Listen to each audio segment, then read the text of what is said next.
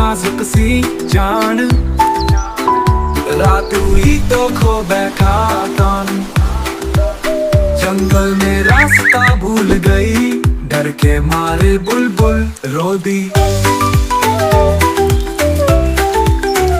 साई साई करती थी रात, तारीकी में ना कोई बात।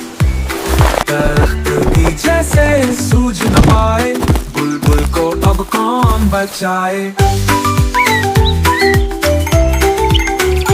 इतने में जुगनू आया पास, रोशन करके लाया प्यास। बुलबुल बोली दोस्त बचा लो, घर का रास्ता मुझे दिखा दो। Now, let's all begin to look at the nature around us.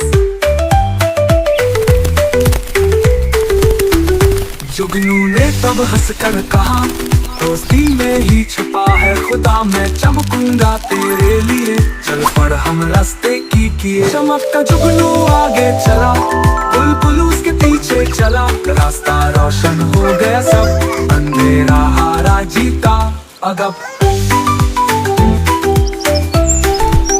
घर पहुंचा जब बुलबुल गुलनास, शुक्रिया बोली थी आवाज। दोस्त वही जो काम आए, अंधेरों ने चिराग जलाए।